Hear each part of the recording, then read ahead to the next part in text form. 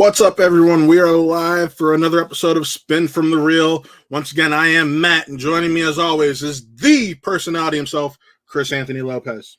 He got a new computer. Look at this, man. Look, y'all. So we were out here rocking on this son of a gun for a very long time. Oh wow! Like I was so enamored with this.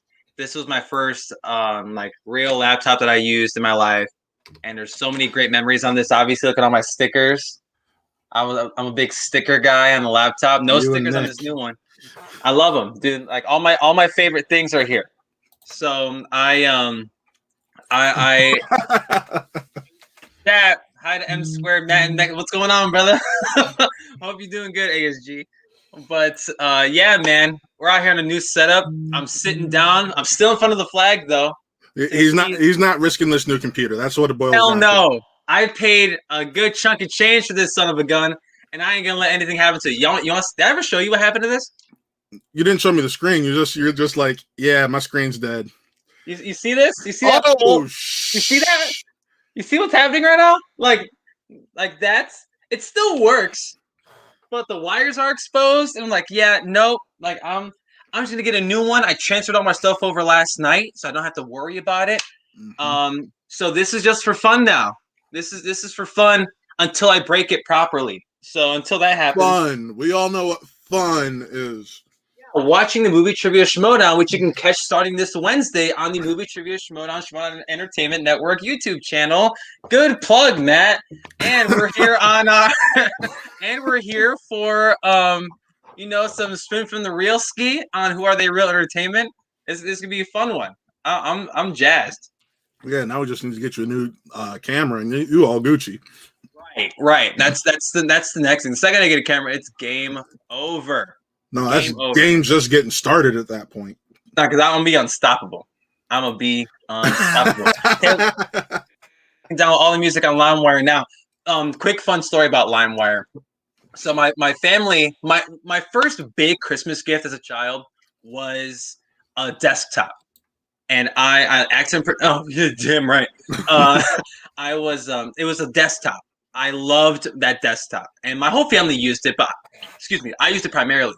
So I would download music like all the time. I would download music all the time, and one day, the computer just stopped working. Like it just stopped working, and the assumption was because I downloaded the AIDS. Essentially, I don't know if I use that terminology, but I definitely I gave it some type of some like virus or something, and it just killed the desktop. I was so distraught, and my mom was. Oh, she was pissed. What you eating, Matt? Feature Flicks in the chat. What's up, brother? That's Paige for Betty. I am eating a burger and homemade fresh cut fries from the air fryer because I was cooking before this, so I need to eat because I was. It's snack time. It's snack time over here. We're having a good snack. I just ate not too long ago, but I do have a brewski. I have some Chips Ahoy. Maybe if I get a sweet tooth in the next God knows how long, then we'll rock. But Taylor in the chat, he's calling you out. No, see. My thought process was if I downloaded Kiss Kiss by Chris Brown and T-Pain over and over and over again, like I would be in a good spot. And I download so much. Like, I mean, I can't even talk about that. Page in the chat, air fryer best invention. On some real stuff. Yeah, like, Chris needs to get one for his apartment. I gotta get a little bit of everything. One thing at a time. We're out here trying to enjoy ourselves. But yeah, it's snack time, it's dinner time. A more laxed show today. We do have Jesse Swift joining us. His match with Amaru Moses went up today. Four patrons. So we aren't going to talk about spoilies. I haven't seen it, and even then, if we saw it, we wouldn't talk spoilies now.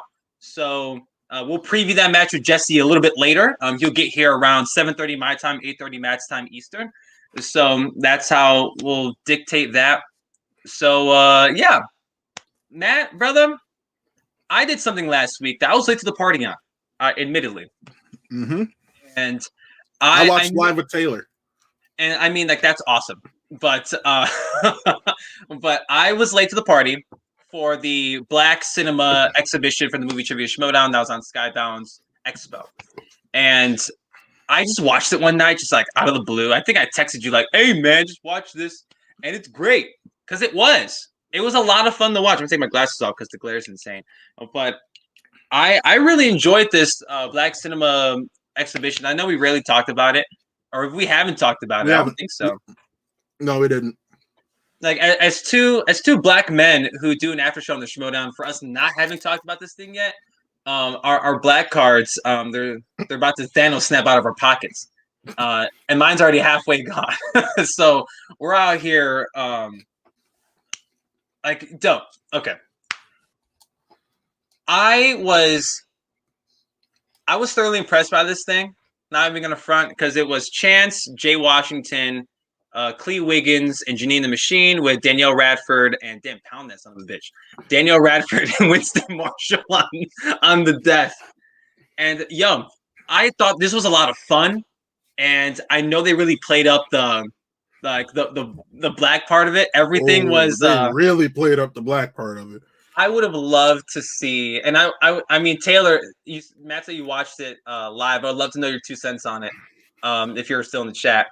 But Matt, when you're watching the son of a bitch, did you like it? Did you dig it? I enjoyed it. I enjoyed everything but the new layout, but we'll get into that a little bit later. We'll talk about that after this. But the match itself. The match itself, I enjoyed. Just I was shocked that Chance made it. Chance did a hell of a job selling it because it seemed like he won. Right. When we had him on. Damn right. That was on the 15th. That was a couple weeks ago. Yeah. 2 weeks ago tonight, actually. Yeah. So, like, I thought by the swagger he had on when he was on our program, I'm like, oh, see, he won. He might have won handily. Then he didn't do that. Came in third out of 4. And I know this is an exhibition. Like, it doesn't count towards the overall records. No points are given out. It's just for fun. I wish there was. Because, my God, the outcome, like, and we can talk, it's been 2 weeks. Clee Wiggins coming from last place to win the whole damn thing. Clee Wiggins made it seem like she didn't know what she was doing for the first, 10 minutes of the match. Like, because she was cussing up a storm, and she was. There were so many beeps, and was just like, yo! This is the last Black Cinema anything on the movie Trivia Schmodown. Christian's going to cancel this son of a gun.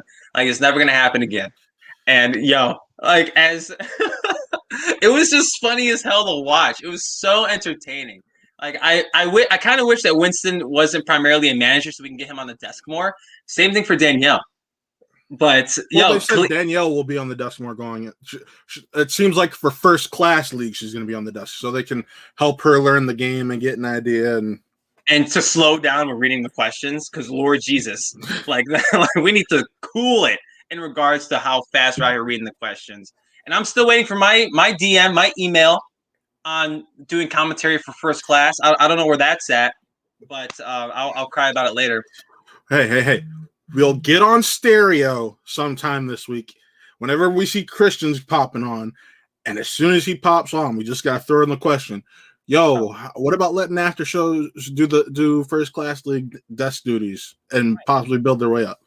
Right. It's like, yo, like I'm not saying I need to do every match, but just give me one as like a test run and we'll go from there. Taylor Creek in the chat thought it was a great exhibition, really fun, a lot of good questions. Yeah.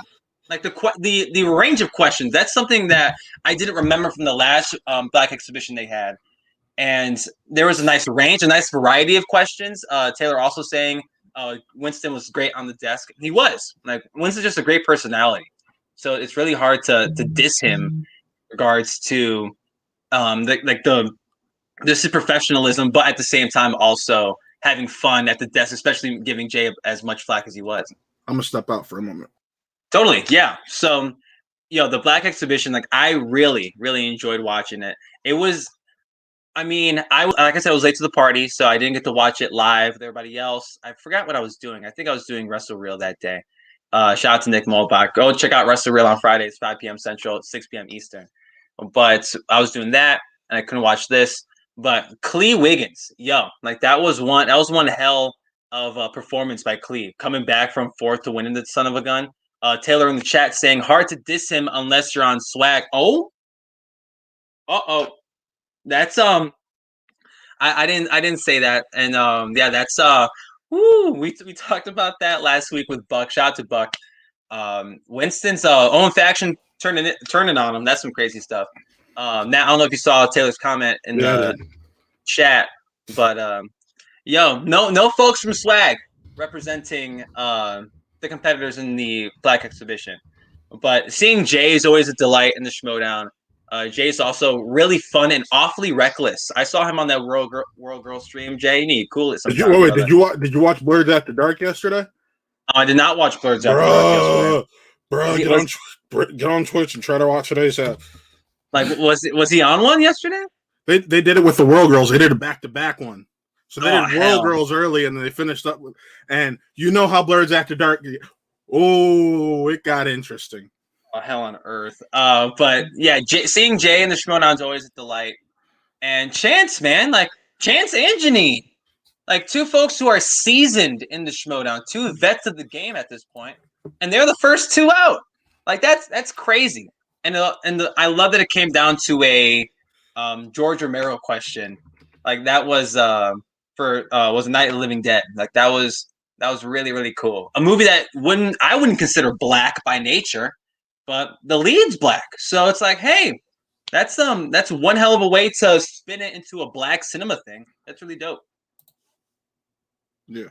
No, I gotta love the undercover brother question and the soul playing question. Dude, those first those first round questions were nuts, bro. I forget what the question was. I think the answer was like The Last Dragon or something. Yeah. And I think Clee put Enter the Dragon. It's like, whoa, like those are two completely different movies. All right. But no, like I was surprised at the wide variety of questions. There was a little too much repetition for my liking.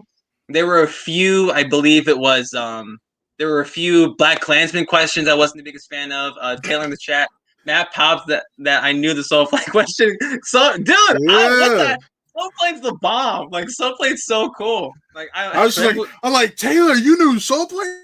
Yeah. The fact that Taylor Click has seen Soul Plane, that makes me happy. It makes my heart smile. I'm like, I think client may need to put black cinema on his wheel. Albach was participating in that son of a gun. Nick won the whole. No. Nick only watches high class black cinema. Oh. He don't watch the other films like you and I. Dramas. Like that's Nick Mobach's MO. Shout out to my brother.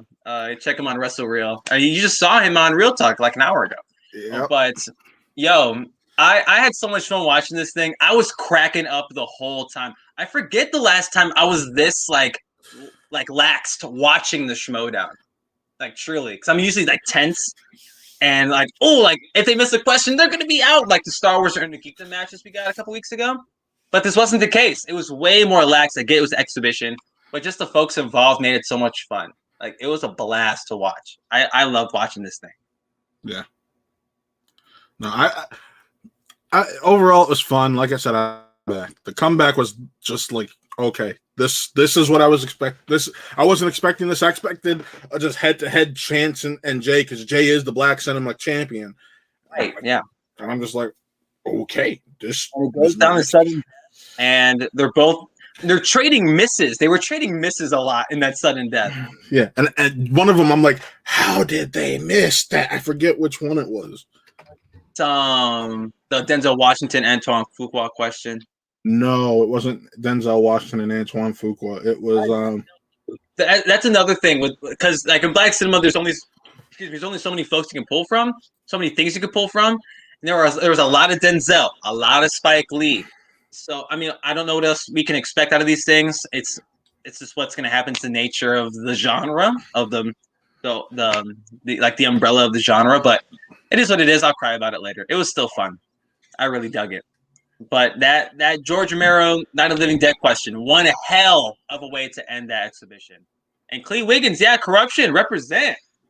And and in the second round where Clee opted not to go and give Chance a weakness when he spun That opponent's you got to choice. respect that. Dude, that's awesome. That's really cool.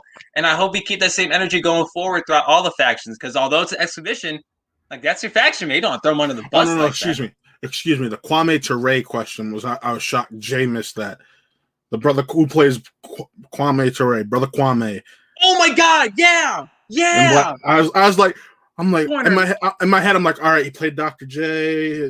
It's not Hawkins. I'm like Andre Corey Hawkins, and then he missed it. I'm like, wait, you missed Corey Hawkins? Are you kidding me? Yo, I'm not even gonna front. So I must have been doing something else, but I looked away for a second. What's going on, Buck? What's up, Buck? What's up, brother? Yo, but I was Fool's Guild in the chat. Wasn't a fan of the collusion. Nice. Well, at the same time, you got to respect it, because some of the stuff on that wheel was stuff you're gonna see in the actual Schmodown. Right, it was like dramas in like certain actor categories and director categories. So if that's playing the team game properly at the end of the day, because when it comes down to it, if you out one of your own faction mates' weaknesses, people know to target that. Right. Like imagine if we were both on corruption and you got opponent's choice, and I'm like, oh, Nat's not good at Denzel Washington. It's like, what's that? That's a category in the league. Yeah. And I will also say I was pissed they missed the Carl Franklin directed Denzel in 1995 neo noir film. I was like, Devil in a blue dress, Devil in a blue dress. That's my favorite. That is actually my favorite Denzel film. Really? My dad turned me on to that when I was like a teenager. You can't get that thing on Blu-ray, or maybe you can now, but we have it on DVD. I know that for sure. I love Devil in a Blue Dress.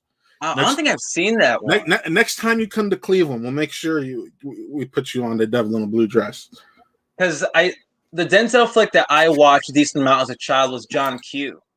Like I really dig John Q. Granted, it's been a while since I've seen it, but that was one, and my mom in rotation. Like we watched that thing in rotation. But I was going to mention something in regards to the match. Oh, but that Corey Hawkins 3-pointer. I must have been doing something else. I must have been on my phone tweeting or doing whatever the hell I do. And I thought it was the 5. I thought that was the 5-point question. And I'm like, wait, that's not easy, I should say. But if you watched BlacKkKlansman and if you read the cast list, then you should know. Oh, is that the Fool's Guild saying? Yeah, he's talking about collusion. Yeah. Word. So I think I thought, I'm like, that's a 5-pointer? Because I'm like, yo, all you gotta do is read the cast list for BlacKkKlansman. Well, here that's the thing. Corey Hawkins is a decently known actor. You can ask a question like that, and that was the 3. It wasn't like it was the 2. It was the 3.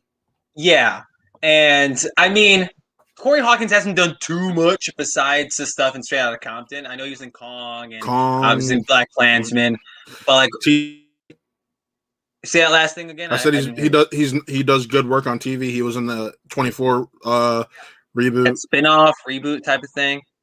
But yeah, like I get Corey Hawkins isn't the most well-known name on the planet, but I thought that was a 5, and I'm like, yo, it's kind of. I'm screaming at my TV like, yo, like Corey Hawkins. That's Corey Hawkins. And I'm surprised. I was surprised that Jay missed it too. Oh, and he was in Walking Dead. He was Heath in The Walking Dead. Yo, he was on The Walking Dead.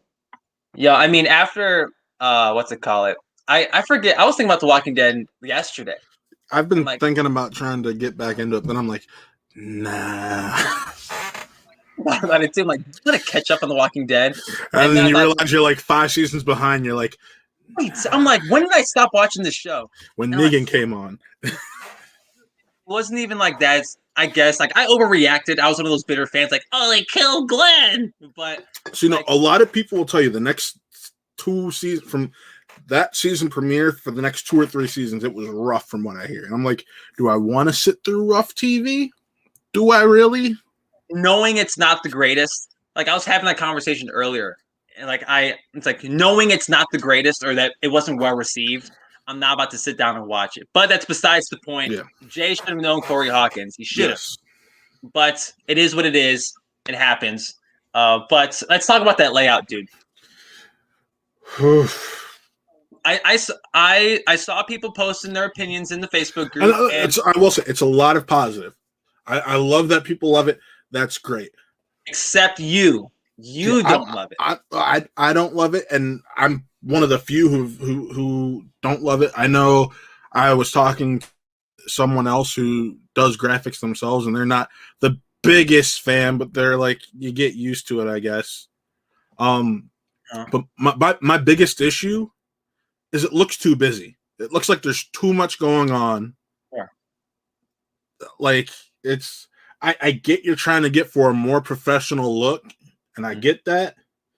But at the same time, we know you're recording using StreamYard, so that tells me this is taking way longer to edit than a normal match would.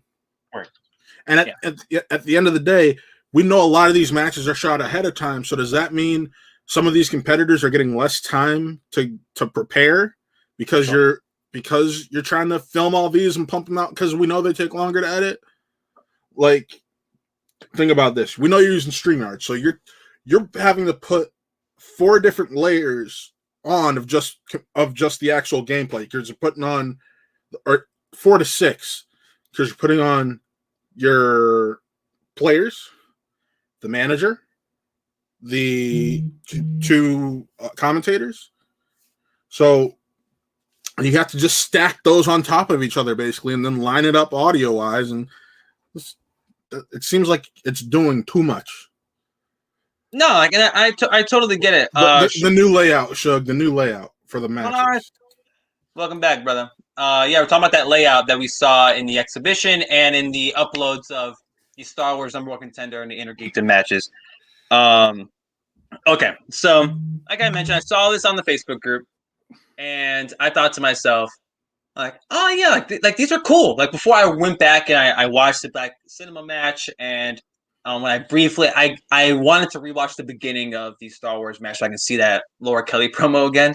But I thought to myself, this looks really cool. I really dig it. Now, with that being said, the Black Exhibition, that was a mess. I think that the multi-people matches, it's going to be confusing because I caught myself like, who scored, like who, like I had to keep looking down at the bottom, and it was awfully unclear. In regards to the 1v1s, I had no issue with it. Like, are they loud? Yes, they're loud as hell. But I thought the presentation was really dope. And if you want to change things going forward, you have to change the layout of stuff. And I know Taylor put in the chat, they got rid of JTE's face. Some people aren't a fan of that. I totes get it. But it's a matter of time before they rename the JTEs, if we're being frank. And Taylor also says in the chat, I liked it a lot more once I saw it for singles. It was a lot to take in for the exhibition with so many people. But it's growing on me now. It looks slick. Right. So hopefully they change it for when teams is a thing. Maybe that's why teams won't be happening anytime soon. I'm wondering because Christian put out that tweet about teams. Teams hasn't even started, and I'm getting annoyed. I wonder if figuring out how to do that is part of it. Granted, the way you can do it is similar to how you did the exhibition, where you have the one team on this side and the other team on this side, and I mean that would work. But for the multi-people matches, that especially after we got the points layout, we should expect multi-people matches throughout the season at some point, and it may get confusing because I'm not going to front, like I was confused watching the score for the Black Exhibition for a while until the second round, because they didn't even have the names there for a minute. Right. So I didn't know who had what. I had to keep a mental note. Jay, I believe, went perfect, or he got damn close in the first round, so that was easy to keep track of. But everybody else who was missing questions, I'm like, gosh, I don't know how this is gonna rock. But it's the beginning of the season. Yeah. They just started. They did this for 3 matches, and obviously the Patreon match that went up today. We haven't seen it yet, but we will see it, and we'll see how that pans out. I will also say that my guess is Free for All is going to be like the horror Free for All, and it's going to be pre-recorded. Totally. And it's going to look like this, and that's just going to be a headache, in my opinion. Yeah, and I mean we can touch on that a little bit too. I know there isn't really too much to chat about before we bring on our guest in a little bit, but the free for all got announced. Christian announced it on social media, just like out of the blue one day. He said, "Yo, 40 competitors, free for all 4, F4A4 in April, right? Is it April? April 15th. April 15th. Like, here we go. The free for all is back." And I mean, after like what you mentioned, the horror free for all, I thought the horror free for all was extremely well done. Granted, it was smaller. You can control it more, and it was pre-taped. I think for the sake of time, you should probably pre-tape this guy too. But I wouldn't be shocked if they try to do it live. I wouldn't be shocked either. I think maybe that, considering it's going to be a rotating door, maybe they just keep it in the old format, because that would make sense. Like how we saw the pay-per-view, like we didn't see any of the graphics, you know? So, I mean, yeah, it'll be a pain in the ass for whoever edits them later. But live would be interesting just to see the OG format for now. Taylor Cleek in the chat. Love that horror free for all. I bet you do, you little sucker. But yeah, that free for all announcement came out of the blue, and I don't want to get too far ahead of ourselves. But you have any early favorites, Matt? We don't know who's in it, by the way. We have no idea who's in it. But do you have any early favorites so far? I'll throw one out there for you. You're gonna say Bibbs? No, I'm not gonna say Bibbs. I don't know if this man's gonna be in it. I know we know he will be competing in Inner Geekdom, but I think the Barbarian, if he's in a free for all type event like this, like I think he should be considered an only favorite. I think Craig will be in it. That's just knowing the competitor Craig is. Right. Here's what I'll say.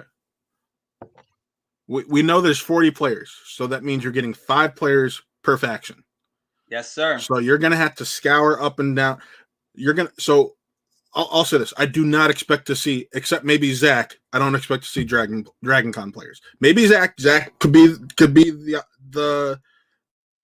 the outlier, but overall, like I let's see, you got, what is it, 10 people per roster or 12 people per roster? Yeah, 12 folks per faction. You got 8 factions, and if you do 5, if you do the 5 per faction, you get the 40.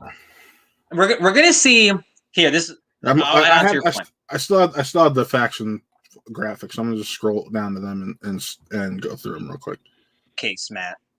Like this may end up becoming some type of rookie showcase. Not saying it will all be rookies, right? A decent amount of them, I think, will, and this may be a good testing ground for, like, if a faction has like 3 great singles players that aren't tied up at the moment, and then they have 2 like, hey, you guys want to try out singles? Then this is the perfect time to do so, if given the opportunity. Well, let's see. I'm looking at the Finstock Exchange, and they have 7.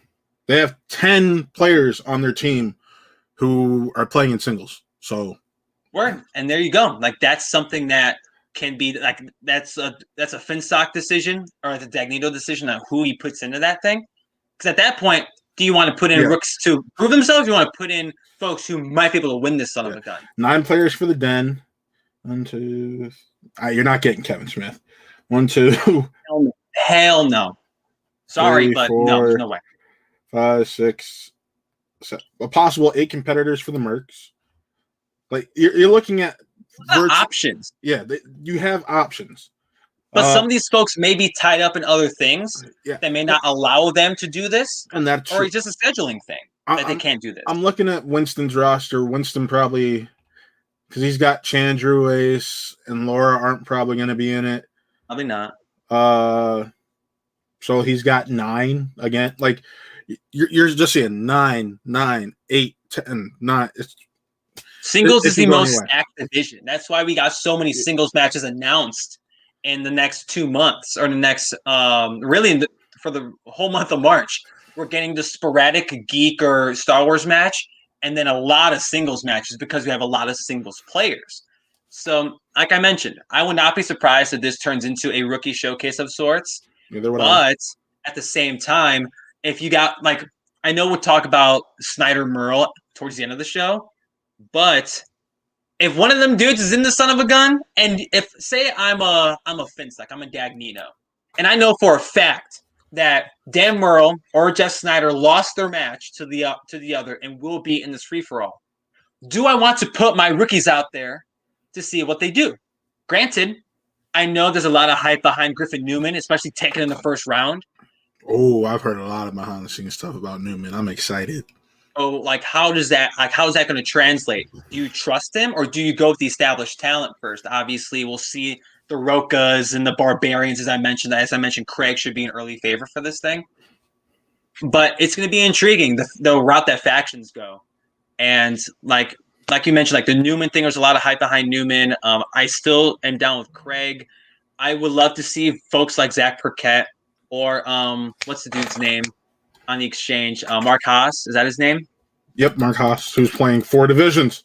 All right, so these 4 division peeps, I would love to see and that aren't necessarily focusing on teams. I'd love to see them get the shot, but I wish this was like a rookie thing. Granted, I don't think there are 40 rookies. I think there's like 30 some. There's 35, so it's pretty damn close. Close, but if there was 40, I would have loved this to be just a rookie thing. Moose, is that Mark Haas? Yeah, that's Mark Haas. Mark the Moose Haas. Right, that's a kick-ass nickname. So yeah, I'm intrigued, but obviously you got to say Bibiani's early favorite because that man never sits down. You gotta say Barbarian.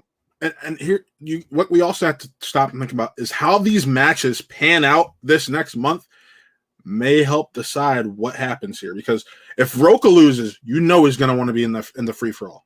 Oh yeah, hell yeah. Barbarian's matches IG, so he'll probably be in it regardless. What if I think we have a Paul Preston match this month, don't we? It had Paul Preston versus James White. Yeah, so if Paul loses, he's that should be in that regardless. Yeah, like on some real stuff. Like the loser that should be in that match either way. It shouldn't even be a competition. Yeah, I mean, Koi's gonna put in Bibbs and Meyer. Winston's gonna put in Oyama, Harris, Zipper. Probably Mancuso and Fouch would be my guess. Right. Sam's top 3 could win that thing, and that's Drew, Liz, and Ethan. And maybe the first time we see McWeenie, bro. Yeah, that might be the first time we see McWeenie. And wouldn't it be something if he came in and won, bro? Or Ethan. Or if Ethan came in the son of a gun and won. See, but Ethan isn't coming off a year layoff. Right. I'd love to see Drew McWeenie come into this thing and win. So it's gonna be a fun one, but we'll talk more free for all after as it gets this. Closer. Yeah, well that too. We'll talk a ton of free for all up until was it April 15th? Is that when you said it was? April 15th. Because we have friends here, brother. Yeah, we have the first rookie guest we had, or second rookie guest we had this season because the Rager was the first. Mm-hmm. But we are always happy to have him on the channel, and he's actually supposed to be on Real Talk this Sunday. So, without further ado, we're going to bring on the one and the only Jesse Swift. Jacko, baby! That's right, the quirkiest Merc you guys know. What's up, Jesse? Bud? You good, brother? I'm doing so good, guys. How you doing? Doing all right. Glad to see you again, man. Glad to see you. We know the matches drop for patrons, so we're not going to talk about as if we watch it, because I know none of us have watched it. Like we've been in this group chat today. We're like, we're gonna watch it later. That's just the right thing to do. And you lived it. So, but we're gonna act as if nobody knows this outcome. So, are you excited for Wednesday? I'm really excited for Wednesday. I'm excited for all the talk afterwards, and after today's show, we will know the results. So, hey, Brandon Buckingham, good guy right there. What's up, brother? Love Buck. Yeah. So I've been lingering around some of the Patreon talk, popping in some of the spoiler chats and stuff, just seeing what people are saying, seeing people talk about the match, and it's fun. I can't wait for the doors to just blow open for everyone to see the match and get in those conversations, and just looking forward to the scrap, Yeah, and I know, obviously, we're not going to talk spoily, so peeps who are watching, we're not going to spoil the match. As Matt mentioned, we have not seen it, so I can't even talk about the match yet. That willpower. Stay strong. Stay strong. Okay, we'll talk about that next week. Behind me, so yeah. We'll talk about it next week on the show in all its spoilery goodness. Yes. But Jesse, I'm so intrigued of your thoughts of the one Inner Geekdom match we saw before yours went to patrons today, and that was Chandru and Mark Knopik. Matt and I have talked about it ad nauseum. I would love your 2 cents. I've talked about it within my own circles and stuff. It was a amazing match, or a amazing match. Is that? I don't know, but I had a great time watching it, and it was a great display of topics and categories, new and old. And I'd be lying if I didn't say when they got that history of violence question that neither of them got right. I was sitting here, I went, "Ha! I didn't know that either, but ha!" You're human. Yeah, it's. I think we're going to see the gods bleed this season, and that's an optimistic thing for us rookies to see coming in, because it can be very overwhelming. These are tried and true competitors with a lot of experience that have been practicing the same categories for multiple years. So we needed this. We needed the great equalizer to bring everyone on the same playing field, and I think we saw a lot of that in the match. We got to be reintroduced to some storylines that we've been missing, and just the drama that Swag and Winston's experiencing. I'm feeling very sympathetic towards Winston. He had an opportunity to draft me, and maybe if he would have done that, he wouldn't be getting so much backlash. But I'm happily with the Mercs. We don't got no drama. We just got talent. See, dude, and I love like what you've been doing with not only the Mercs, but prior to getting drafted as well. And the fact that you got put first, and I think I can speak for Matt and I in saying this. We're sorry for jinxing you and Amaru for having you both. The only ones. I've been talking to David Campbell, that little son of a Scot, because every time I talked to him on stereo, I was like, dude, the first time we talked on stereo, I asked you, who do you want to see me go up against? And he had the whole plethora of things to go against. He's like, I want you and Amaru. Well, hold on. First match. He didn't have you and Amaru on the same screen literally the week before, just days before it was released. I know. Listen, I'm surprised that it's not a spoiler. I'll just say, like, I've seen the promo part of the match, and it was done incredibly well. But there's a lot of me and Amaru on the same screen with you guys and with actually a couple other shows, and I am surprised that there wasn't more of that used. But no, and it was fun. I mean, when we saw that, when it was like Amaru Moses and Jesse Swift, first of all, we're like, Christian what and the I hell? texted each other. We're like, what the? It's like Christian's like, obviously Christian. Views. Everyone's coming back to your channel after that, right? I hope so. But the thing with that's our most viewed episode, so he's not wrong. The fact that, and then like days later, y'all get announced to play one another.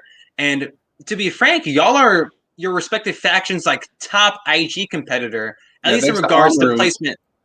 Thanks to Amaru for pointing that out to me, because like I wasn't even thinking that way. I'm just like, oh, I'm an IG player on this team, and then I was like, oh wait, the rejects. IG player. Yeah, I was like, the rejects are doing 2 divisions. Eric Whiteley may or may not be doing 2 divisions. Everybody we got has split focus, and so Coy's really like, I'm counting on you to bring the thunder and be my IG player, and I'm like, oh, all right. And see, and that's I know especially for a rook, and we've spoken of this on a few maybe stereos or other conversations, but yeah, maybe a lot of pressure, but at the same time, like, dude, like this is your time to break out. At least I wasn't second pick in the draft. That's real pressure. That too.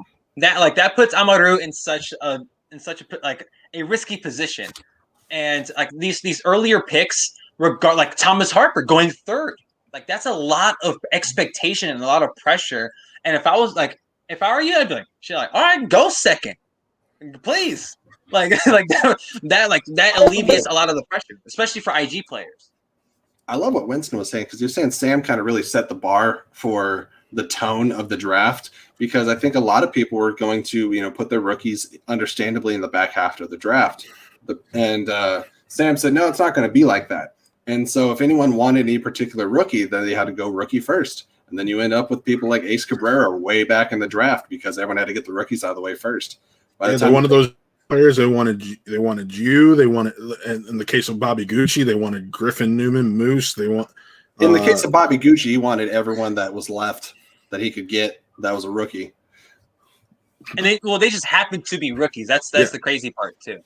Yeah, I do like I've talked to people that was the game plan, was all rookies. Oh yeah.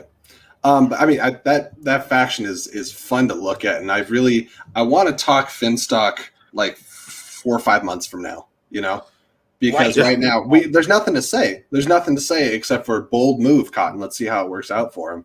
So we'll see really who's got it and who doesn't, and see if there's any faction switch ups in the second half of the season. But that's another thing. That's a team to watch. Absolutely. Like I love talking about the Exchange because they're such a question mark. And it's hard to talk about them for as much as I love to talk about them because they are a question mark. Like, and I know they have matches announced, and we'll see how the Exchange does, especially in this first month. I know we're getting Barbarians match with Damon and the Rangers playing Christy V. Is that Brother Lomas? Yes, that's the Regent. That is the Regent. I need to say in regards to the Exchange real quick. All right, and see, that's the Regent to Rick Gratis. So I mean, if we're gonna take anyone's word for it, it should be him. First, who do they got? Who they got against me? Who on the Finstock Exchange do I got to worry about right now? Moose. Is he an IG? Yeah, Moose is all 4 divisions. That's I mean, if you're also in Star Wars, the competition is. I think all the divisions have really ramped up. So I think it's a scary time to try to be a multi-divisional player. But I mean, best of luck to you. We'll see. We saw what happened when. Go ahead. I was just gonna say we'll see how the season shakes out. But I mean, best of luck to all the competitors. But I'm really interested to see. Not only is there so many more competitors, but outside of Star Wars, every other division has gotten, movie Viagra and gone up by like 100 films. So it's a brave decision to be like, I'm just going to tackle them all. And then hold on, realistically, singles always goes up. That's just the name of the game. So really only IG got the Viagra shot. Well, yeah, and when singles gets more diverse, so does teams, and it's kind of twofold. Yeah. And Star Wars may not be adding things to it, but it's getting harder. Yes. So I think all the divisions are much harder than they've ever been this season. So that's why I'm just saying, like, if he goes out and he performs in all those divisions, impressed. Exactly. Like I said, I've heard really good things. So we'll see how that goes. I'm looking forward to seeing it. And good point. Seeing multiple division players are in the Schmon's history. They're at a premium. Right. And if anyone in the chat can correct me, or Matt, you can correct me, or Jesse, you can correct me. But multiple division players, if they like who was really successful in it? Rachel?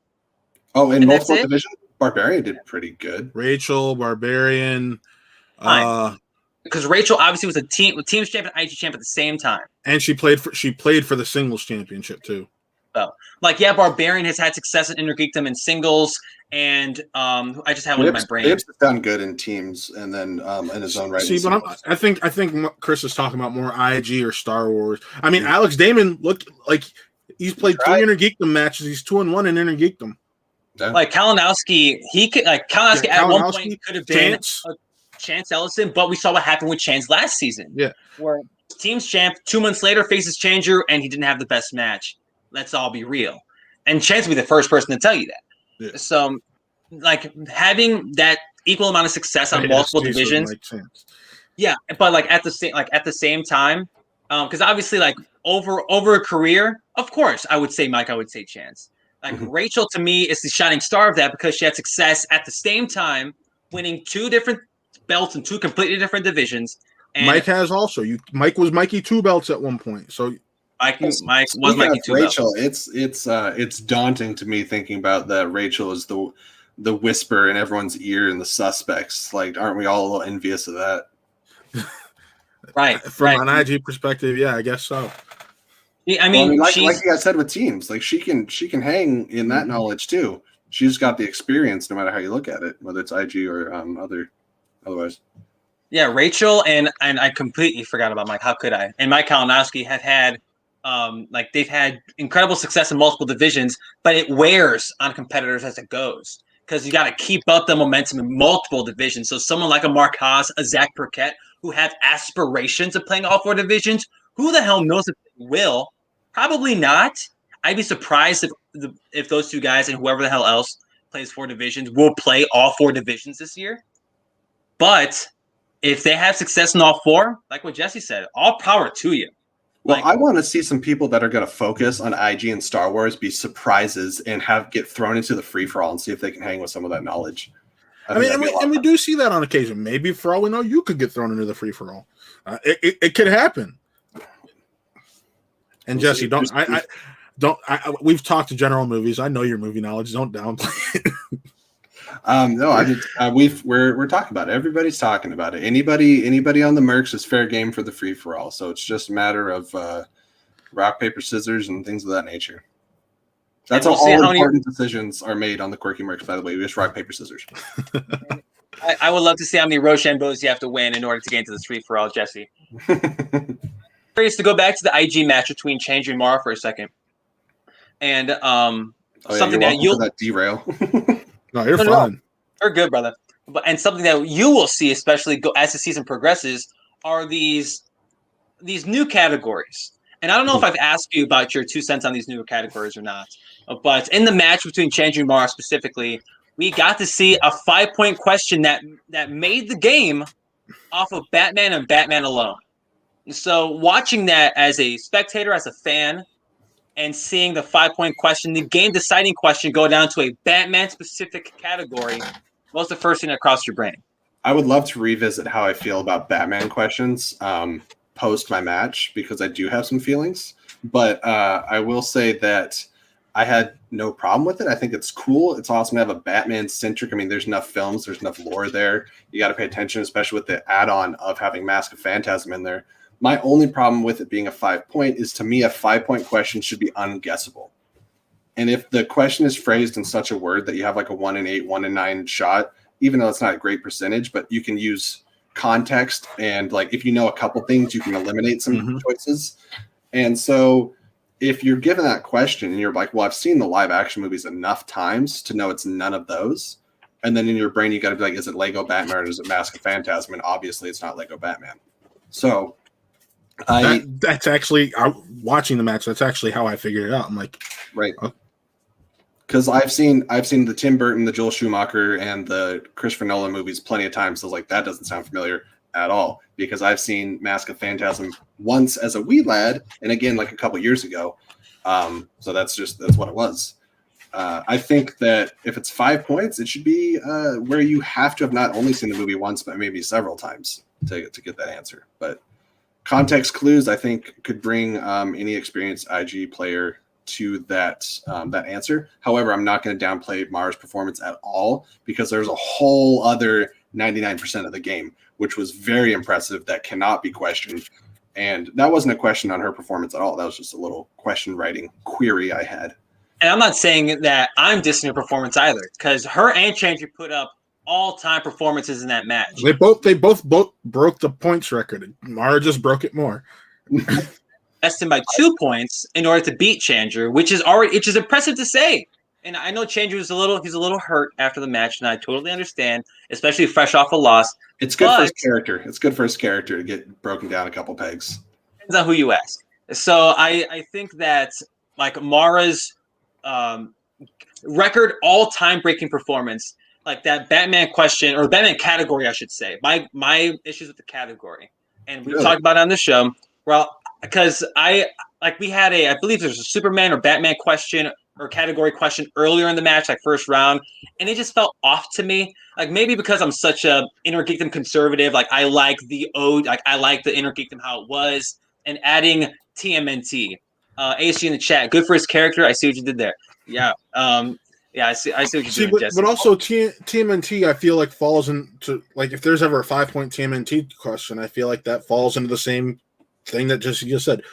Let's be honest. There's only realistically 2 TMNT movies that people actively go out to watch. That's the first ever one, and that's Secret of the Ooze. Because every single TMNT movie after that is garbage. Whether it be the CGI one. Yes, thank you. With Chris Evans and Sarah Michelle Gellar. I didn't like the and CGI Patrick one. Stewart and Lawrence Fishburne. I didn't like the CGI one. Okay. I just right over here. I just bought that movie at a gas station 2 days ago. I got that and Nice Guys. So Nice Guys is a good one. Nice Guys is a good one. What's that? What? At a gas station? You bought those movies at a gas station? They were $3 a piece, so I said, why not? And you know what? Shane Black owed me Nice Guys after Iron Man 3, but that's another topic. Hey, you and I agree there. You were my best friend. But the thing with TMNT, like, there's only 6 of those movies, and like you said, Matt, only a few of those people go back and revisit. The first 2 live action ones, and Jesse and I heard the TMNT ones. TMNT 1 specifically, but that category, I'm like, ugh. Like I don't know how I don't know how I feel about it exactly. Maybe because it's so tight and there's only so many to pull from. At the same time, to your point earlier about Star Wars, Jesse, that you just got to get deeper and harder with the questions, especially in title matches, because those first round questions for me, as someone who has to play along, I'm like, these are some toughies to start. I have to give Bibbs some questions, a little revealing here, but we were doing some practice and I got the question, what does TGRI stand for in Secret of the Ooze? And I was like, it's like Techno Global Research, I don't know, Installation, Industries, Industrial. I think it's Industrial, actually. Brandon, we gonna have to fight, buddy. Yeah, absolutely. And I'll tell you guys, Out of the Shadows is a guilty pleasure. It's one of those things that I know is bad, but Out of the Shadows I like better than the first one in that. Absolutely, series. Because they put less focus on April O'Neil, and Will Arnett's hilarious, and then we'll ignore Stephen Amell. But the fact that they actually had Bebop, Rocksteady, and Krang did enough for me.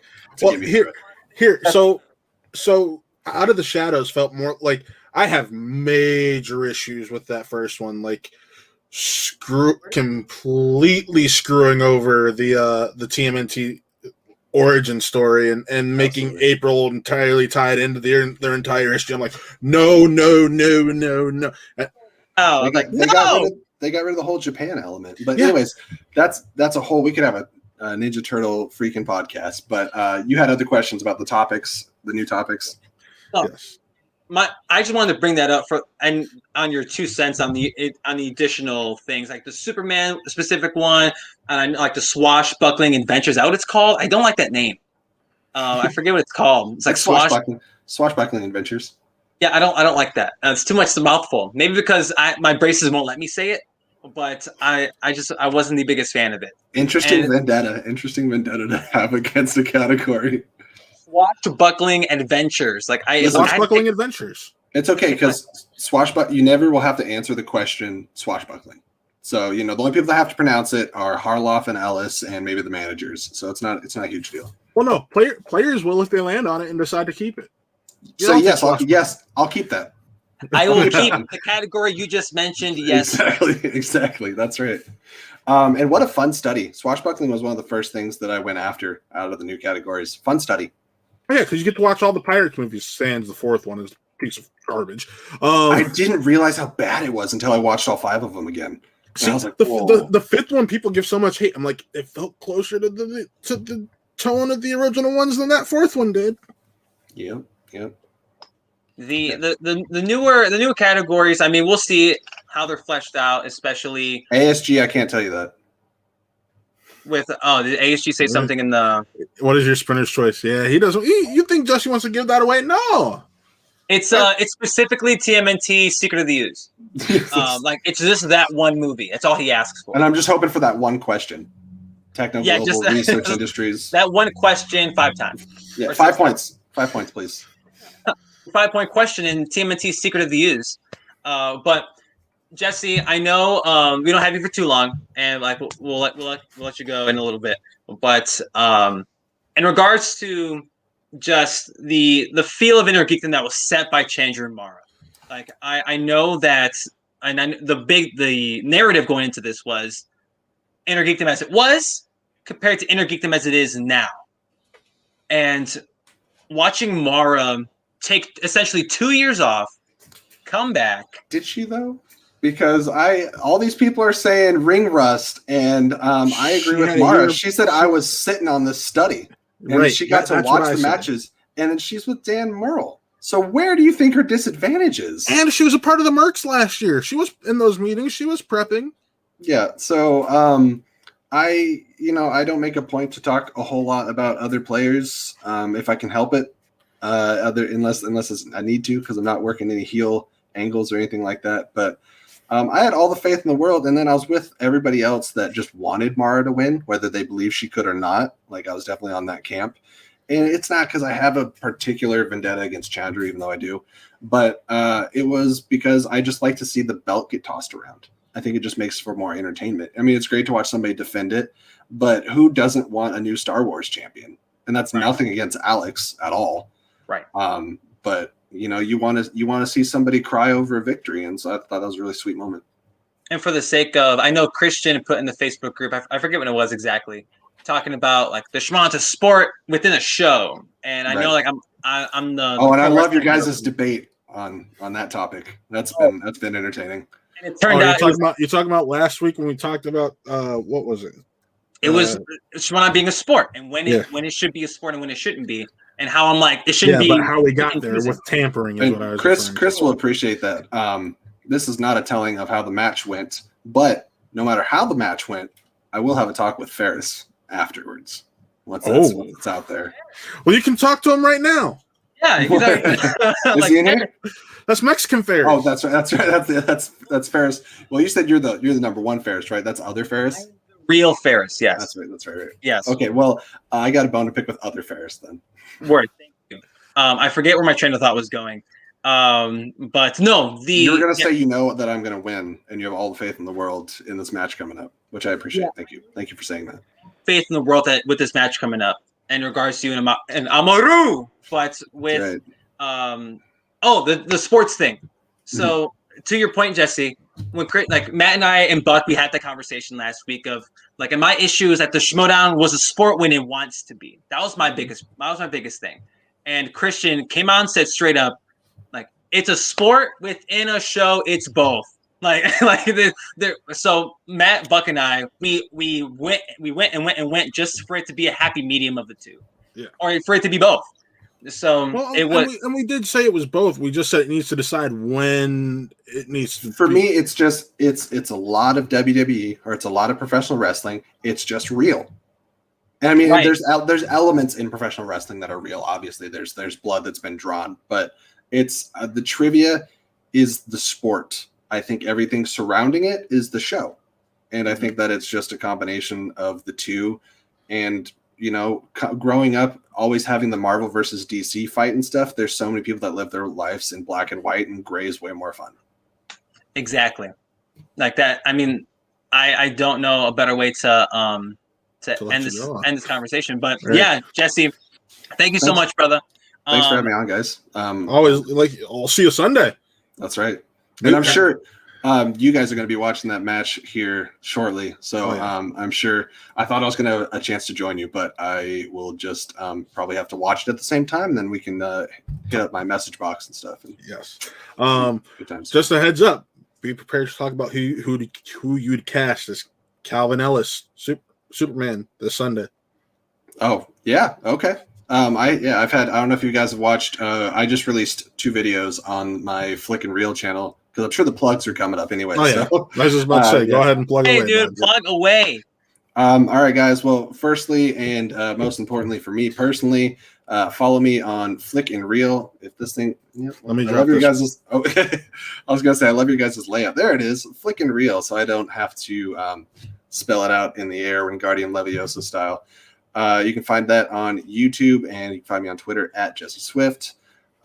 We post videos on WandaVision. We did Justice League trailer reaction, talking Mortal Kombat, and we're going to have some Schmodown content coming up. If any of you guys are already following me on Twitter, you'll see that I just announced a video coming up with the one and only Mr. Beast, William Bibiani. We're going to be doing a video on what is the Schmodown for all the normies out there that don't know what the heck it is or why we're so invested in it. Hell yeah. Right. And man, good luck on your season. Good luck on your matches, Amaru, because that's lots of hype, and we'll definitely have to hit you up when we do watch. Y'all can watch Jesse if you're a patron. His match is up now. Well, I mean, watch it after the show. And if you aren't a patron, it's okay. Watch it on Wednesday. 2 days. It's not a big wait. Yeah. Starts the season off, season 8 war, brother, and you're the face of that going into the regular season. How about we start off with an IG championship match, and we're kicking off the season with an IG match. I don't care what anybody says. Look out for IG this year.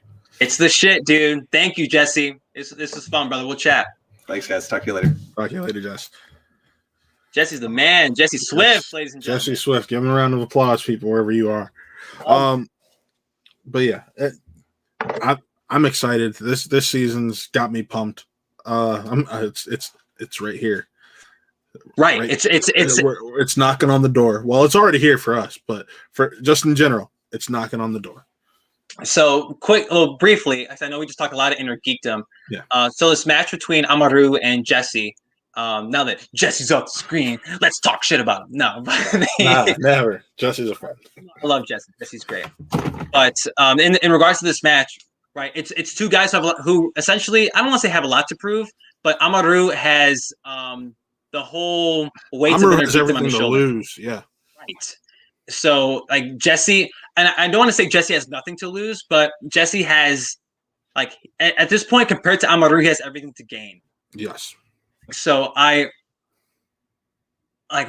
God, I'm really excited to watch this match, especially two rooks go at it for the first time proper in Shimonan competition. And I know both, like, obviously Amaru's no stranger to movie trivia-ing on the internet, but like Jesse's been working his ass off. And he'll be the first person to tell you that stuff. If you heard his stereos or right now listening to him or any of the interviews he's done, he's been working his tail off, especially since he knew what he was going up against Amaru when that match got announced. Yeah. So, like, that match, it's going to be killer. But we did just basically preview his match with him. Right. So let's without do further Star ado, Wars. I was about to say, let's do these last two and then get on out of here because I want to watch this match. We actually have three. We have Snyder and Merle. Oh, snap. I forgot about the pay-per-view. At three. But let's talk Star Wars for a second. And I know technically we've done previews to all these matches with the exception of Merle Snyder, so it's gonna be a lot of repeating ourselves. Yeah. But it's the last show before the regular season, and we're jazzed for it. And these matches, the fact that I forgot the Amaru and Jesse one was going to go up today for Patriots. I totally spaced on it. See, we never knew officially which one it was, and then it was hinted at yesterday that it was going to be Amaru and Jesse. Word. So I was like, I don't know exactly. But Star Wars. Let's talk Star Wars. Sean Sullivan and Marie E. Wilson. How we feel? I got my money on Marie. I'm sorry. I don't care that Sean's a vet. I got my money on Marie. Let's go. See, look, Marie E. Wilson was slept on in the draft. So from the conversations we had with her post draft, she was mad, that she was taken third of the three Dragon Con players. She's coming out swinging, is what it sounds like, right? And she's the latest Dragon Con winner. Which I was so in awe that she fell so far. Like, I know this is no diss to any of the Star Wars folks that went before her. Like, that's just how difficult the Star Wars division is. Not a diss to Evan, not a diss to Tom, not a diss to Zach, nothing like that. It's just when fell so far. When you are one of the most highly touted rookies coming into the draft, and the most recent Dragon Con winner and the Dragon Con players were the three most hyped rookies coming into the draft, to see one fall all the way to the third round was a shock. And I know that Dragon Con and the Schmodown are two completely different events. Yes. That's something that's been said multiple times, and I totally understand. A lot by her competitor this week, too. That's Sean Sullivan, and since you talked to Marie, I'll talk about Sean for a second. Sean Sullivan, talk about someone that has a lot to prove. It's Sean, because Sean's had a lot of time to talk in the meantime. He may not have competed a ton, but he's had a lot of time to chat. She got picked after Molly because Molly was the first pick of the third round, if I remember correctly. Yes. Either that or she was the last pick of the second round. Yeah, either way, Molly went to the list because that'll tell me. Yeah, she was the last pick of the second round, and Marie was Sam's pick in the third. Because that was Kaiser's second pick overall. No. She did go before Molly. Did she? Go before, because it went Amaru and Sam was towards the back end. Yeah. I still stand by what I said. Yeah. ASG in the chat. Thank you for the correction. Thank you for the correction, ASG. I still echo Matt's sentiments. But Sean Sullivan, he's had a lot of time to chat. He's had a lot of time to talk. He's been hyping himself up like a mother trucker, as he should. He's also been talking shit about Dragon Con players. Like he's been the key behind it. He's been the one to doubt the Dragon Con, and I totally get it, because I before I met Zach, Thomas, and Marie, I had no idea what the hell they were even bringing to the table. I was like, yo, like, who are these folks, and why should I give a shit about them? To be frank, and then I met them, like now when you hear them talk. Hear them talk about Star Wars and the things that they've done and the accomplishments they've had, like beating the current Star Wars champ. Granted, it's separate Star Wars trivia in itself, though. Like I totally get it. Dragon Con has more to cover, but now when you have the time to really focus in on one category, then it's different. Sean has had a lot of time to study. He knows he's getting himself into. Marie, to your point earlier, Matt, that you mentioned earlier in the show, Marie is just the third rookie in the second official match of the regular season. And it's like, damn, like Marie had to go first of all people. I get it. Like I totally get it. But at the same time, it's like, damn, like you gotta put Marie against Sean like that. I'm not gonna lie. I think part of the reason Christian did this is because of how Sean's been running his mouth about the Dragon Con players. Oh, Sean face either one of the other two guys too. It may even happen. We may see him face Burkett. We might see him face Harper. If Marie wins, what does that do for corruption? Because corruption's going to really need that Marisol W on Friday if that's the case. Because to start off 2 behind, and one was supposed to be part of your new 2-headed dragon in Star Wars since you lost your current one, and then the other was the one you traded your first and second way for. What does that do for corruption if that happens this week? Like there's a chance at that. You can't deny that. Vinny Mancuso kept up with Ethan Irwin. And we'll get to Vinny and to Marisol in a second, but to counter that, not even just because I'm the resident corruption mark, but they started at the bottom last year and look how they ended. So that's my one thing. Here's why the situation's a little bit different. They didn't start off with their heavy hitters losing. Sure. Marisol is supposed to be one of their heavy hitters. Sean is supposed to be part of, like I said, their new 2-headed monster in Star Wars. That effectively takes away one of the people who's supposed to be providing you points in singles, and the person who's supposed to step into Laura Kelly's shoes. I'm not ready to straight up say corruption's I'm not shit. No, I'm not going to say they're in some shit. I'm just saying it puts them in an interesting predicament. Yes. That's what happens. If Sean loses, like because Sean was taken back to back with Scrimshaw, another guy who we could have saw in this position, but like Sullivan's going first, fantastic. Corey Cameron in the chat, what's going on, Corey? Corey, nice to see you, bud. Shannon will be pushing a little harder to get Laura out of slag. Ooh, I think she's gonna do that regardless. But here's the thing, that just gives Winston more leverage. Right. Especially now that Laura's out here with her number one contenderships. But I think Sean has a lot to prove in this match. Marie also has a decent amount to prove, but not as much as Sean. Yeah. And especially with her not being as highly touted as the other Dragon Con players, I don't want to say that's how she really feels, but if you want to take a character approach from this, break down that fourth wall for a second. Yes. Like she can play up the fact like, yo, I'm just as good as Thomas Harper. I'm just as good as Zach Burkett, and they got taken before me. Mm-hmm. And same thing can be said for Evan Bushkar. And realistically, she could argue she's better than them because she's the most recent better. Right. So Marie, I cannot wait to see how she plays this match on Thursday. Not only because she's been on our program and she's obviously a great personality and a great person to talk to, but I would love to see how she is, especially under Sam and the tutelage of the Suspects, another Suspects match. ASG in the chat. Blake was back to back with Scrimshaw. Sean was back to back. Thank you. Yeah, I think what Chris meant is those were 2 picks next for Shannon in a row. That's what he meant by that. But I get what you mean, ASG. Yeah, like ASG, that's because Star Wars was something that she was that will mean Yes, and that's something that will mean a lot this year, especially with them 2 confirmed Star Wars. And we haven't even got to that. We'll get to that after we get to the other 2 matches because that was announced last Tuesday. Part of me misses Wednesdays for that reason. But no, we gotta do what we gotta do. So, Marie and Sullivan, this is gonna be interesting.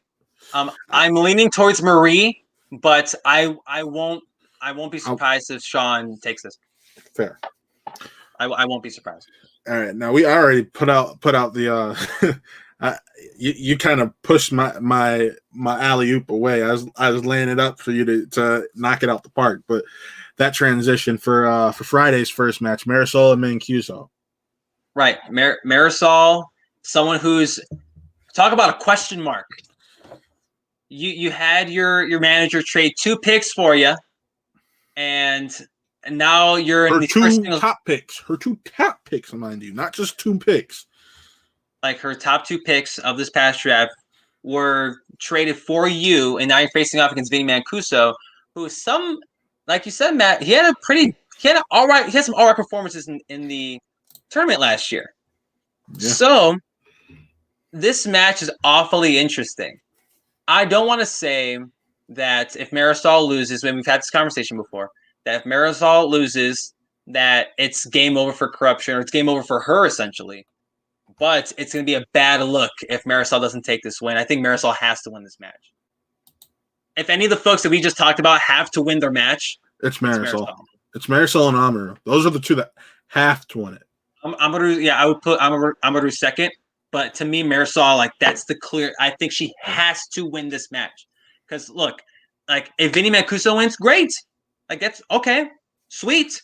If Sean Sullivan and Marie win their matches, the other one won't look too bad in defeat unless they have a bad loss. Jesse, same thing. Like, Jesse doesn't have too much to lose in his match against Amaru because Amaru went second.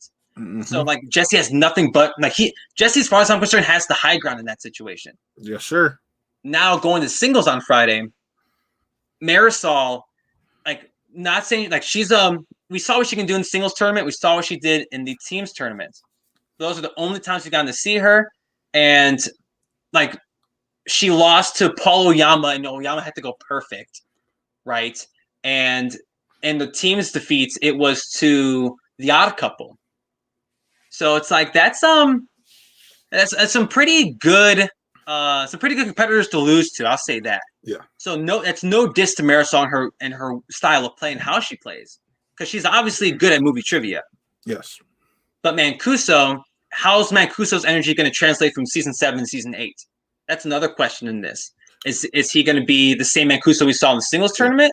I do got to say this. Swag is just becoming Dungeon 2.0. Look at what happened last season. You bring Oyama, and now you're bringing Zipper and Mancuso, and right.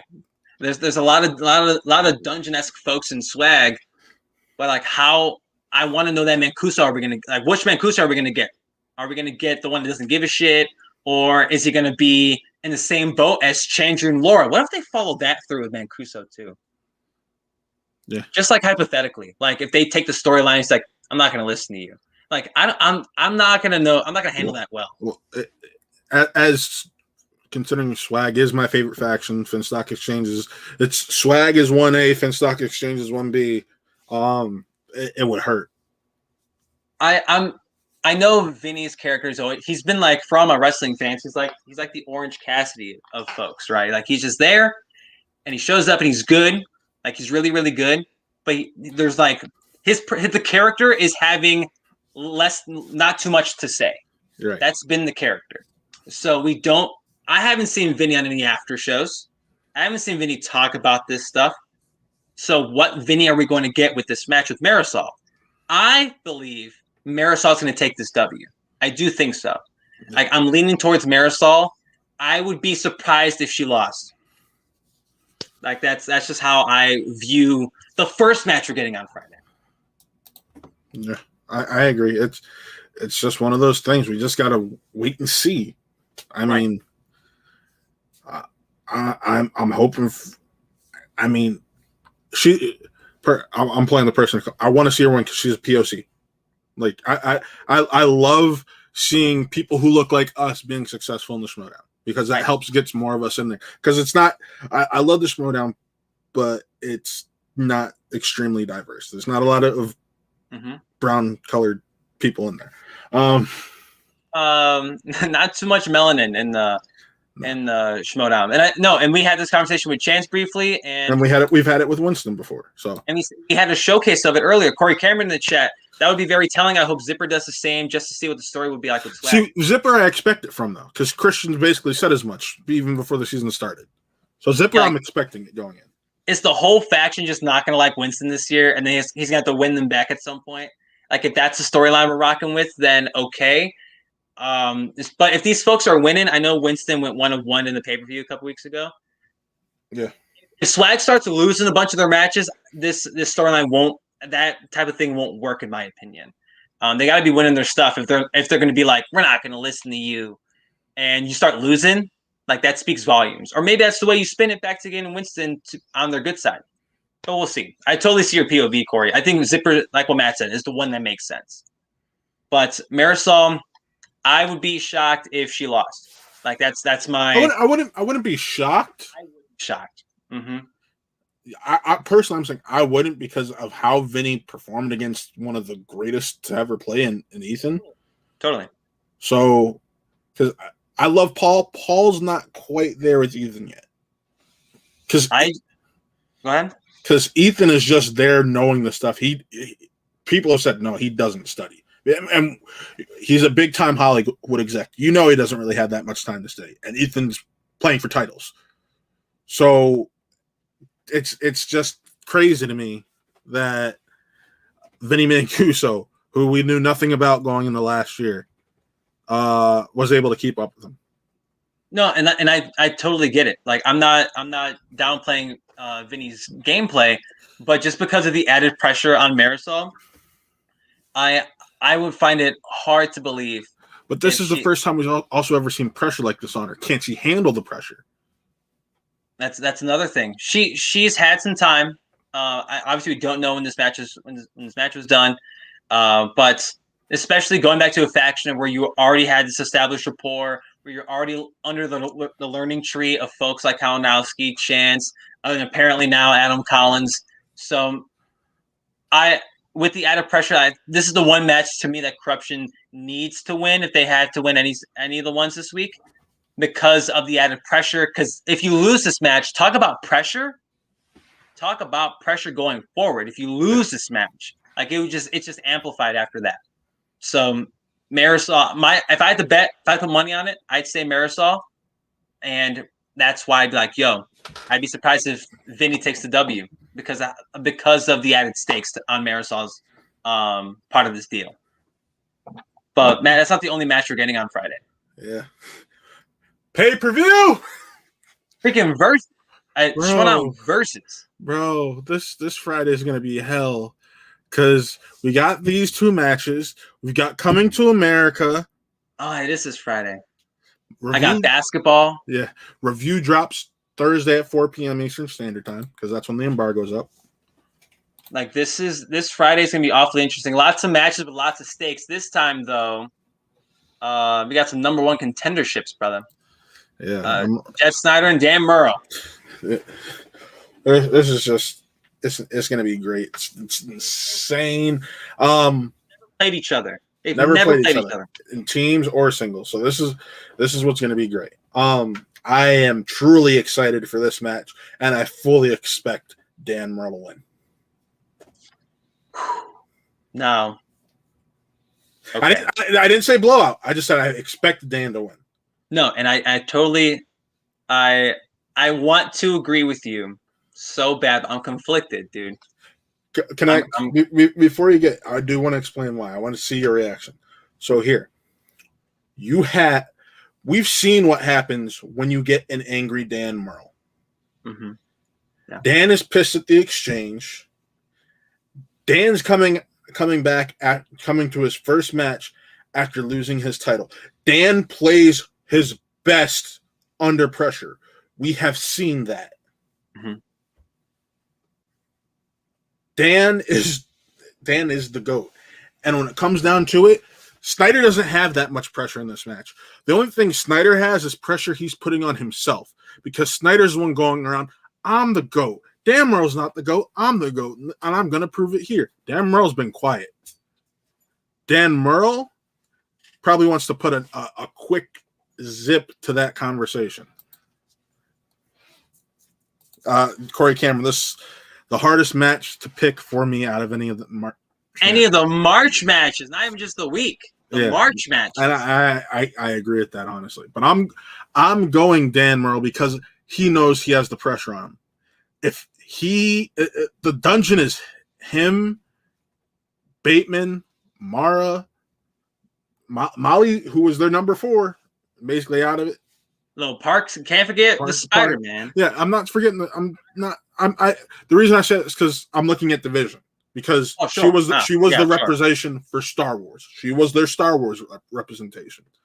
So, I mean, hell, what do I have to say? Because you have basically all 4 of the Dungeons 4 are playing in the first month.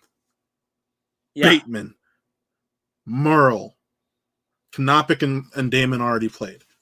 So the pressure's on because this experiment can go down in flames this month alone. And I think Dan's trying his damnedest, especially with his legacy on the line, because you could argue his legacy is on the line with him playing Snyder for the first time. Because who knows when it took us 5 years to finally get this match? 5-6 years? Yeah. And who knows if we'll ever be able to get it again? Right. You have someone saying that they're the real GOAT. The records, when you look at their overall records, are so similar. So there's one thing you said. Fool's Gill in the chat. Any man who says I'm the GOAT is no GOAT. Snyder's going to get destroyed, and not even Roxy's most anime feature. And see, that's my and that's my thing. And I said, that's exactly what I was about to get to. Because I made this point when we were on Schmo Me the Money. Show me the money. Dan has done this without a manager before. Right. Snyder in his head and needs Roxy to pull his head back out of his ass. Sure. If Snyder gets in his head, if we have another Snyder at Spectacular this past season, in teams this past season, Snyder against Oyama in the championship match in New York, he's done. The match is almost over at that point. Because you'll need a colossal Murrell slip-up, a la Bateman when he played Murrell and Bateman Murrell 2 for Snyder to come back. My Lucas Black? I was, yeah. Okay, so there was one thing. Now there are 2 things I would like to respond to. I agree with everything you said. There are 2 things I want to spotlight. You said Dan, I forget how you worded it, but you said the pressure's on Dan because his you said his legacy's on the line, and that Snyder has no pressure because the pressure's on himself. That's self-implied pressure. My response to you is pressure is pressure, whoever the hell's applying it to you. I think that, like, Jeff Snyder, after the one hell of a fourth quarter he had last year, like, he had a legendary run. We will talk about that run in singles and teams that Snyder had in the fourth quarter last year, or in the third quarter last year, to be like, it would be in the books because he ended with the belt. He lost to Collins, the guy who inevitably won the belt in the singles tournament, and I mean, like, that's one hell of a run, and it's still not done. He's on the Jeff Snyder revenge tour. It just happens to be against a guy who he's never competed against before. Someone who is the GOAT to a lot of folks, us included, in Dan Murrell, and Snyder's going after that claim. And Fool's Gill, I'll respond to you and to what Matt said a second ago. Yes, Murrell has done it without a manager. Like, he was his own manager for a very long time, and we even saw what happened when he got one. It wasn't the best decision for him. But Snyder, like, the second that managers became as big of a deal as they are in the Schmoedown, and the Odd Couple and Roxy Striar being that third bit in this Odd Couple, like that. Like that's it's a part of the game now. And she won them those tag belts. She won them the tag belts. See, that's my thing, because he checked out. And as far as I know, she will be there on Friday. So I can't straight up say like if Snyder gets pissed off, because Roxy's going to be there. Roxy's the reason why she won. Now, I don't know the camaraderie between Kaiser and Dan, but Dan can do it himself. Dan, sorry, Kaiser, but Dan doesn't need you to be there because Dan already knows what he's doing. We saw Dan lose in sudden death to Adam Collins at the Spectacular with John Roca, the guy who was like freaking at two brute at the end of the match. So like we saw what Dan could do, Sans manager. But to Jeff Snyder's and in his favor, he has Roxy there to pull him out when he's still there. And I know the Spectacular performance wasn't the best, and him and Draco weren't playing the best. But they were playing two of the best in the game right now, and Bibiani and Brendan Meyer, and the questions fell against Shazam. So, to your point, like how you mentioned, Danny, it's a colossal like stumble somewhere in the match. Well, it's possible. It's totally possible. Here's the other thing. Dan can also exploit Snyder's weaknesses, because Dan knows his genre films, the comic book movies, the DC. If Dan were to put any of that on the wheel, we'll find out on Friday. Mm-hmm. You're exploiting Snyder's weaknesses, and that's if they're touched. They may not even be touched. And they may not be touched, but at the same time, Snyder's those are Snyder's worst categories, because he hates them and he can't bring himself to actually give them any attention. Mm-hmm. Which he's infamously said multiple times on multiple different platforms, which us here at Spin from the Real do not agree with. But I'm not so. He's one of the 5 people in the world to support Martin Scorsese. Right, that too. Like I'm not so ready to count out Jeff. I'm not saying you are. Like I know Fool's Gill in the chat. He said he's going to get destroyed. I wouldn't say that. Now, if I had to pick one, if I had $20 and I had to put that $20 on somebody, I'm picking Dan. Like I don't how he lost to Collins by 1 question in sudden death at Spectacular. Still scored 37 points if I remember correctly. He still had an incredible game. Both of them did. And Snyder, although he's had great games before, he had some of the best games he had in his whole career in the last quarter of 2020. But these two men have never played each other. You're right. Dan knows those more genre-based films, but we'll see if that even plays a part into the match. It may not even be an issue in the overall scheme of things. I will still pick Dan if I had to pick a winner, but I'd be lying right to your face, Matt, if I said I wasn't rooting for Jeff Snyder. I'd be lying right to your face. Like I think Jeff, at this point in his Schmoedown career, like this is probably the best he's ever played in the whole damn game. And my man had that legendary run with the Patriots. But I think what he's doing now is better than any of the stuff the Patriots did. And I am rooting for Jeff Snyder. I think Dan's gonna win, and Merle Collins 2 is gonna be incredible.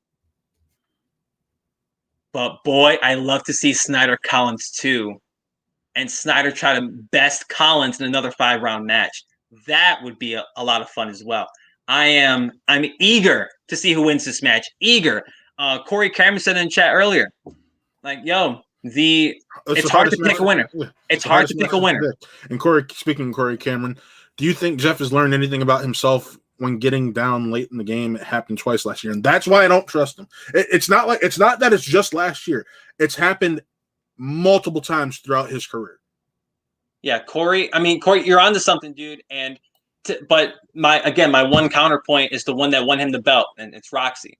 Like Roxy, although she didn't have the best season last season, people were voting for her for Manager of the Year because of that, as Fool's Gill put it, that anime-like speech.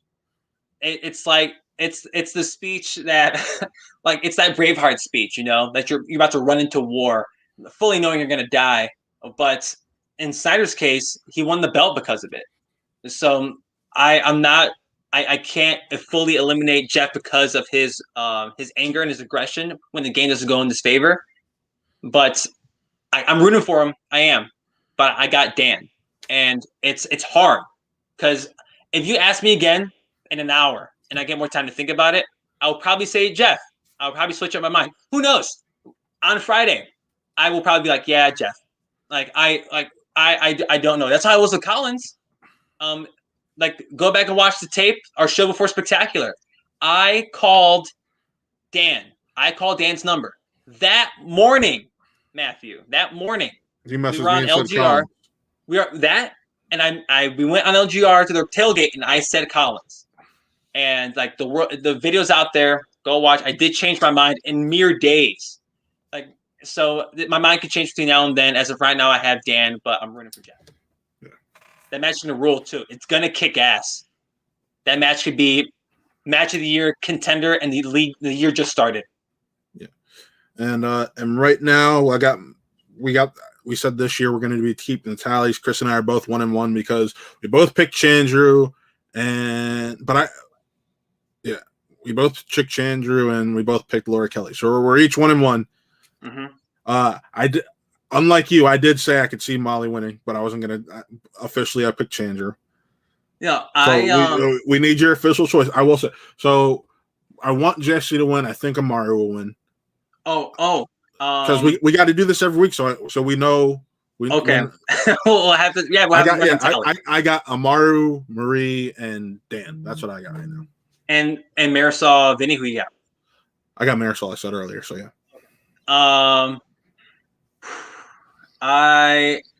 Dan, Marisol. Oh God. Do I want to? I know last year I said I wanted to be different. There were a few times where I picked people just to be different. But remember, we said loser's going to be buying the winner dinner at the end of this. So I will say it's all about who gets the most win tallies this year, buddy. So just do what you think is going to get you the dub. Beat Sean and Amaru would beat Jesse. So you got the same picks this year. Okay. I want to. Damn it! I want to pick Jesse really bad. I really do. Damn it! I'll lock in my choices. You're locking it. All right. So we're picking the same ones this week. All right. Damn it! I thought about Sean. I did think about Sean. Like Marisol and Vinny. Yeah, Marisol. Dan's Snyder. I think Dan's going to take it. I am rooting for Jeff though.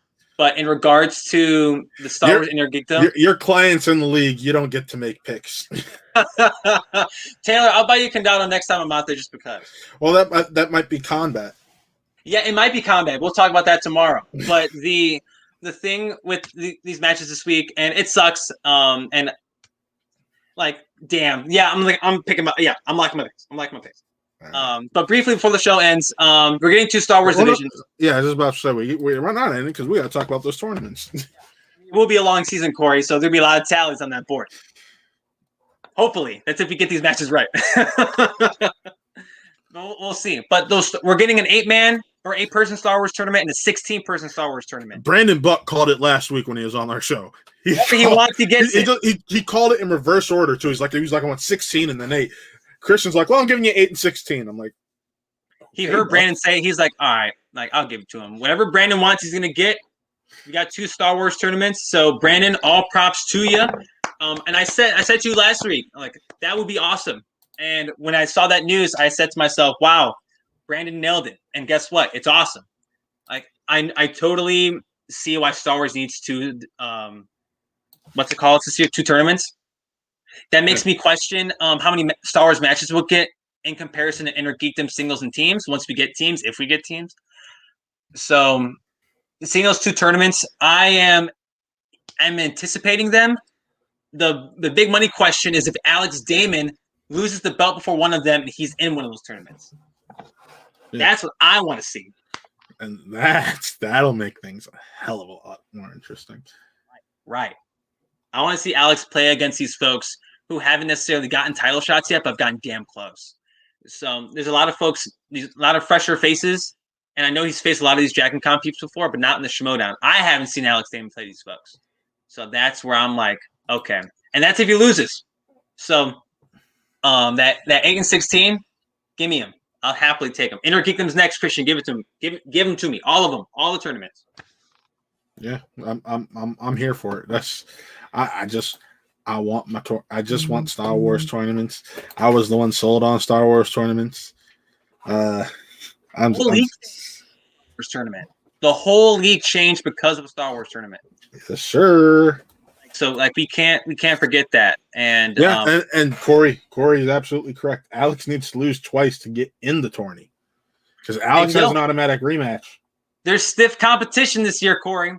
There's and I believe Jesse said this earlier when he was on. Like, there's no guaranteed there's no guarantee Alex will win all these matches this year. Is it safe to bet on Alex? 1,000%.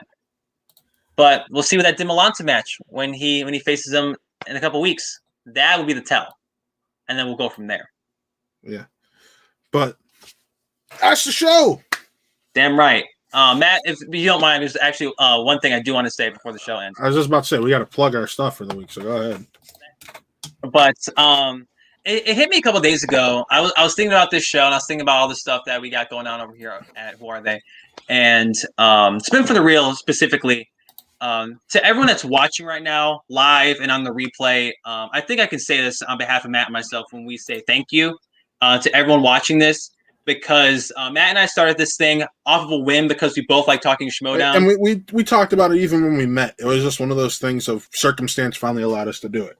Totally. And again, it hit me a couple days ago. Matt, this will be the first season premiere that Spin for the Real will be doing. Yeah. Because we jumped into the season last year and we didn't really go weekly until August. So yeah, until July. So now we've been doing it weekly for God knows how long, since July. And like, this is our first season premiere, season opener with Amaru and Jesse. So to all the folks who have supported the show, followed the show, subscribed to the channel, liked the show, told us that they liked it, thank you. Truly, it does mean the world. And Matt and I have no intentions to stop. We're going to keep going until Christian says your show sucks. And then we'll go from there.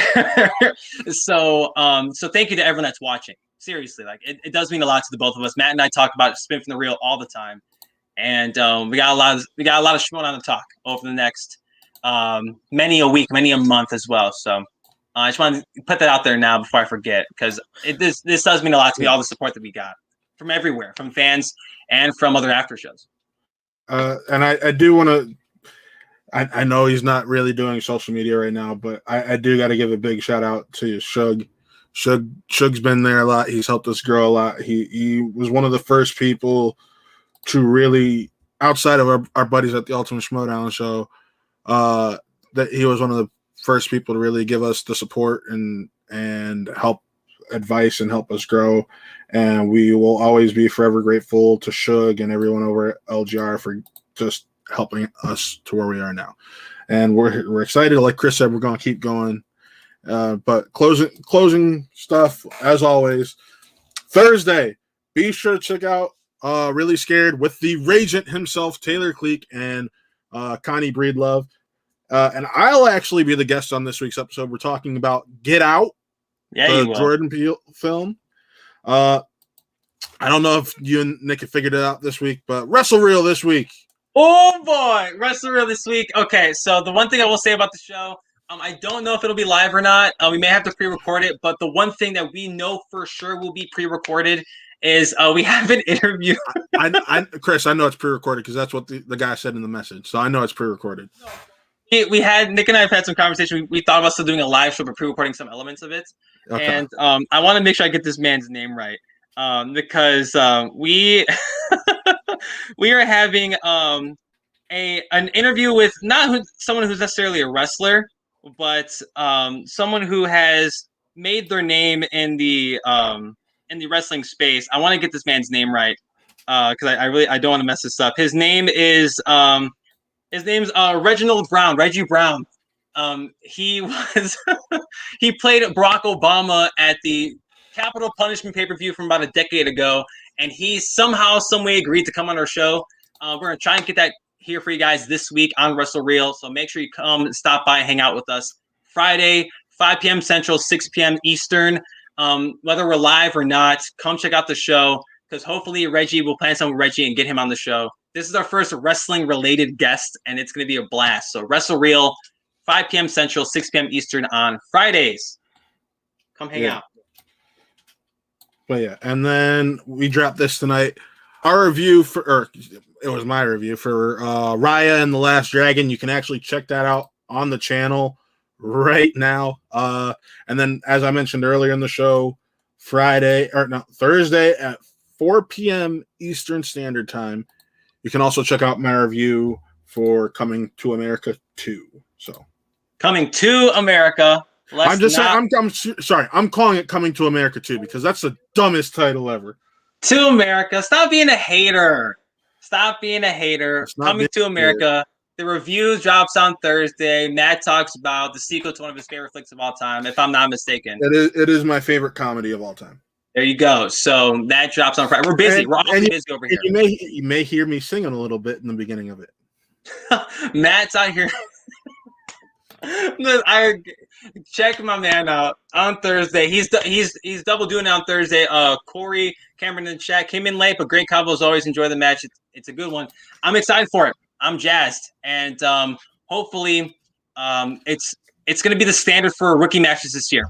Jesse and Amaru have a lot on their shoulders, and if what you said, Corey's correct, then they did a great job of setting the standard for rookies this year because it's going to be awesome. It's going to be a great season. I'm really excited for it. All right, but signing off, I'm Matt, and that's the personality, Chris Anthony Lopez, and this was another episode of Spin from the Real.